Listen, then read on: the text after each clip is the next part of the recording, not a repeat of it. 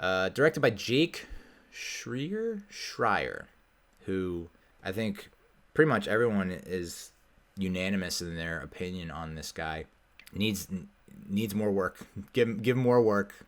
Hand him the keys. Seems like he gets it. I like his style, and I think that might be partially due to the fact that he was a music video director, and a lot of music video directors go on to have very successful, not just TV directing careers, but film directing careers. And I think this is another one in the long lineage of music video directors, or directors who get their start in music videos but then transition to TV and film. He directed a bunch of music videos, mostly for Benny Blanco and Selena Gomez, Chance the Rapper, Justin Bieber, beep, beep, beep, Kanye West, Juice WRLD, Calvin Harris, Halsey, Khalid, Haim, Tory Lanez. So yeah, he has a bunch of experience in the music video world, and I would assume that not every music video director has got it, and it doesn't always that path doesn't always lead to TV and film directing. But it seems like when you are a music video director, you're given 3 to 4 minutes, and in those 3-4 minutes, you're trying to pack in everything that will get you to that, get noticed to get to that next level. So he also directed a bunch of episodes of TV series, an episode of Skeleton and Crew, which I haven't checked out yet. 6 episodes of Beef, which is a show that I liked a lot. That was on Netflix with Steven Yeun and Ali Wong. An episode of Dave with Lil Dicky in 2021. 6 episodes of Lodge 49, which I have not watched, but it has really good IMDb ratings, 7.6 out of 10. I'm Dying Up Here, which was on Showtime. He directed 2 episodes of that, and then he directed an episode of Shameless. Shameless is one of those shows where it's like I just couldn't get into it. I know everyone loves it, couldn't get into it. People want to like legit cut me down and bury me for not having watched it. So he's only really directed one other feature film. It's called Robot. The Hobbit? No, The Robot. Robot and Frank, which has a 7 out of 10 IMDb rating. Schreier considered including Man-Thing as a member of the team while pitching for the film, which I think would have been pretty damn cool. I believe Man-Thing was featured in Werewolf by Night. Yeah, I mean, just do me a favor and Google Man-Thing one time. It's a large, slow-moving, empathic humanoid swamp monster, so akin to Swamp Thing. This is Man-Thing. Werewolf by Night, I also have a review on that. So if you want to know more about that, check out Werewolf by Night. Theodore Ted Salas is Man-Thing's birth name. So I think Man-Thing would have been sweet, but seeing how the film did play out and the cast of characters, I think Man-Thing might have really stuck out like a sore thumb. Whereas both of the Suicide Squads, it's like it really is a hodgepodge, mishmash, motley crew of people with both of the Suicide Squads. Guardians of the Galaxy is really diverse. The Thunderbolts crew has more in common. Like, they're different, but it seems like they have a lot of similar skill sets, as like super soldiers, assassins. So it's like I can understand why they went with that direction. And Man-Thing, if you throw Man-Thing into that mix, you're like, I don't even know.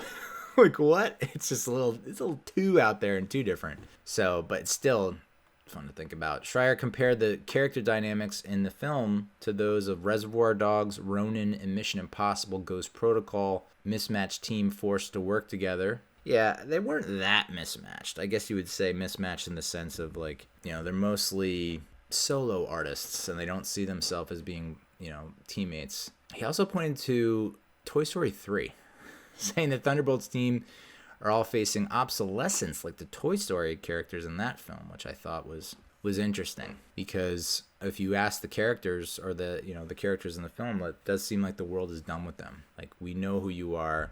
We've got you all labeled and tucked away and pigeonholed in a box, and now you can just disappear. There's no need for you anymore. So I do get that. Schreier was praised for the rich color palette, warm yet icy aesthetic, and lived-in feel, enhanced by incredible action and effects work.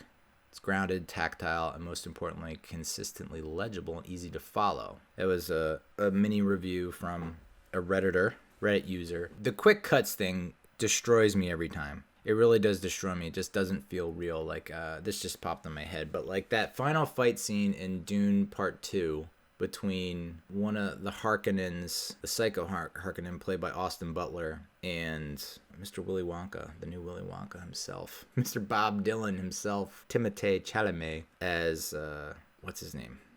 Ares, no, whatever. So that fight was like no music.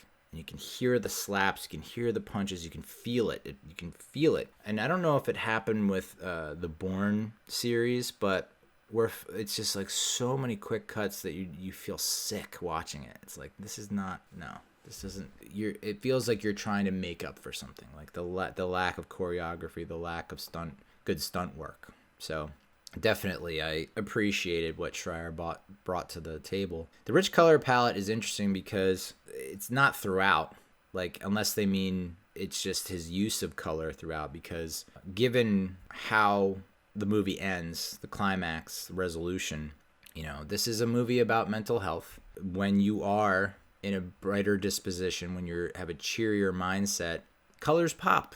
It's vibrant, it's lively. But when you are in a state of depression, have low self-esteem, it's always associated with the grays and the blacks and the darker colors. So you can see that transition and evolution from darkness to light.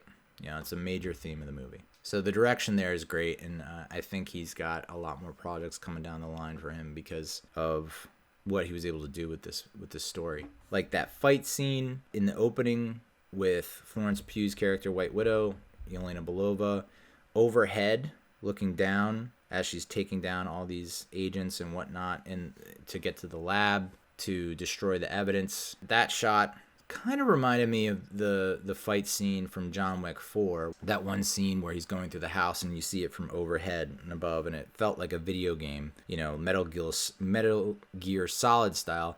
Similar situation here where we're looking overhead and she's like, it's very kind of dark and black and white and grays, and she's just laying out all the various agents and whatnot. So I really appreciated that. And then the other scene that I liked from his direction was the scene where they're in the void, in the maze, in the house and maze with all the different rooms.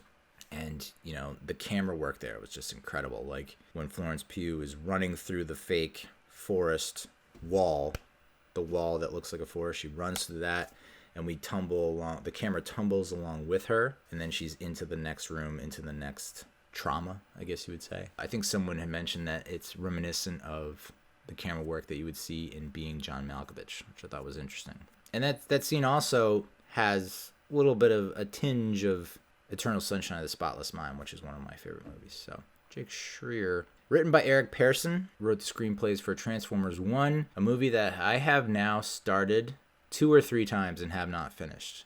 And it's all for various reasons, none of which are I'm bored. He wrote the screenplay for Black Widow. I remember when I first saw it, I was like, I think I watched it first saw on Disney Plus, because it was kind of still in the pandemic when people were like, some movie theaters are open, most are closed, and like you can't sit, we have to wear a mask, blah, blah. So it was like, it sucks for ScarJo. I know that she's been pushing for her own standalone film for so long, and then she finally gets it in the middle of COVID, but sucks. It's also like, well, Endgame, she dies, and then she gets her standalone film. It's like, yeah, that sucks. I think the timing on that was just awful. But, it's like if you had released this prior to Endgame, would it have made it better or worse, or would it have done anything else? I don't know. But it's growing on me. When I first watched it on Disney Plus, I was like, all right, okay. And then I just watched it again, and I was like, wow, this is actually a pretty decent movie. Godzilla vs. Kong, he also wrote the screenplay for that.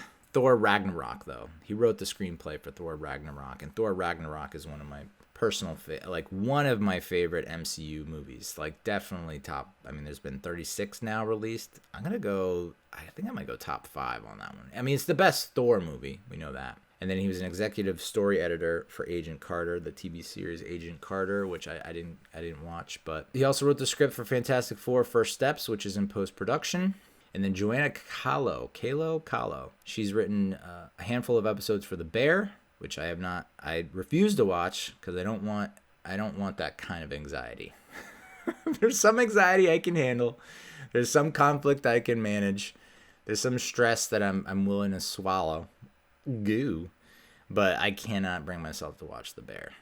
It hits a nerve that I don't need to be hit. She wrote a bunch of episodes for Beef. Again, great series if you haven't checked it out yet. She also wrote an episode of Hacks, which is very highly praised, which I didn't watch. A lot of episodes of BoJack Horseman and an episode of Undone. So some quality credits right there.